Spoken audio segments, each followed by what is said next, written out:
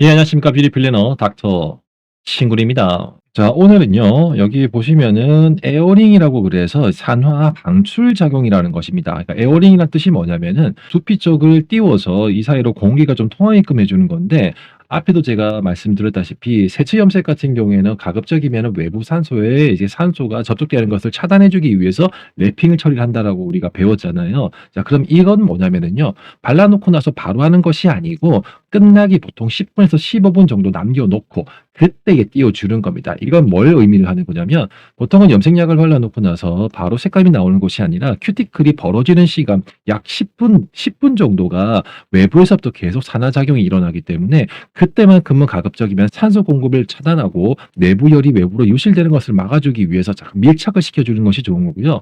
그리고 그 시간이 지나고 난 그때부터는 이미 큐티클이 벌어졌기 때문에 모발 속에서 작용이 일어납니다. 그래서 외부에 묻어있는 잔류 알칼리가 크게 필요가 없다는 거거든요. 자, 그렇기 때문에 큐티클 겉에 묻어있는 알칼리를 외부로 빨리 증발시켜주기 위해서 이렇게 에어링 작업, 즉 뿌리를 띄워주게 되면은 큐티클이 무너지는 현상을 막아줄 수가 있습니다. 자, 그래서 귀찮더라도 보통 염색약을 발라놓고 나서 에어링 타임은 최소 못해도 10 분에서 15분 정도 해주시는 것이 가장 현명한 방법이다라고 생각을 해봅니다. 영상 자, 끝까지 그다음으로 중요한 봐주시고 것은 도움이 무엇일까 보면 됐다면 유화 작업. 나중에 일단 비싼 말로 여기 좋아요와 보시면 구독 에멀전이라 꼭 나와져 있죠. 부탁드릴게요. 염색에 있어서 가장 중요한 작업이 아닌가라고 생각을 해봅니다.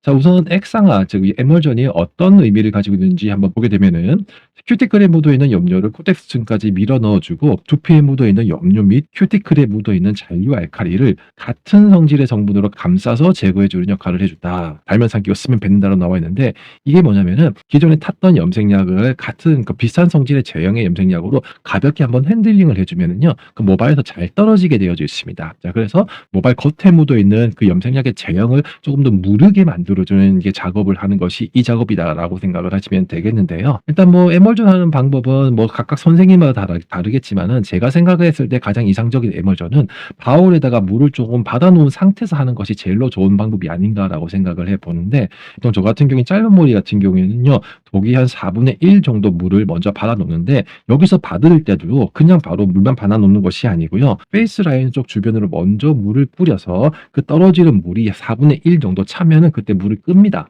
자, 그리고 나서 독이 이제 차 있는 물을 가지고 이제 바가지를 터서 계속 위로 올려서 최대한 그 염료를 딱 끌어내립니다. 자, 그러면은 어느 정도 이렇게 염색약을 이제 손으로 끌어내렸을 때 물이 약간 이게 질퍽질퍽해지겠죠. 그럼 요 놈으로 이제 전체 모발 있죠. 그러니까는 전체 모발을 가볍게 핸들링 해주면서 마사지를 해주는 편입니다. 제가 지금 하고 있는 에멀전은요, 두피 위주의 에멀전이라기보다도 모발 전체를 코팅시켜주는 에멀전이 방법이다라고 생각을 하시면 되고요.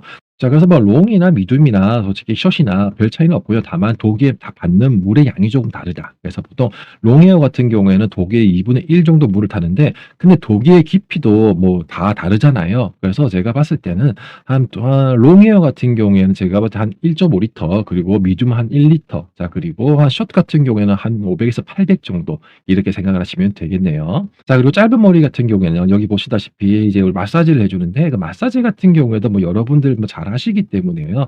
그냥 기본적으로 저 같은 경우에는 마사지 순서가 베이스 라인 쪽을 먼저 해 주는데, 진짜 저 같은 경우에는 손가락을 사용하지 않고요.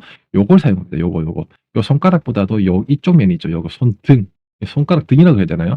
요 놈을 문질문질 해 주는 편이거든요. 왜 그러냐면 이 손가락으로 이렇게 해 보니까는 생각보다 이게 일단은 테크닉도 좀 어렵고요. 그냥 요렇게 이렇게 둥 물려서 주니까는 어느 정도 고객님 반응도 좀 괜찮긴 하더라고요. 자, 그래서 요렇게 페이스 라인 좀 먼저 이 둥글둥글둥글 해 주고, 그리고 여기 가마 쪽, 특히 여성분들 같은 경우에 가마 이쪽 부분이 좀 민감하기 때문에 가마 여기 두 번째로 해 주고요. 그리고 뒤쪽으로 넘어가서 에멀전 작업을 해 줍니다. 자, 지금까지 13회에 걸쳐서 기초 염색 이론에 대해서 배워봤고요.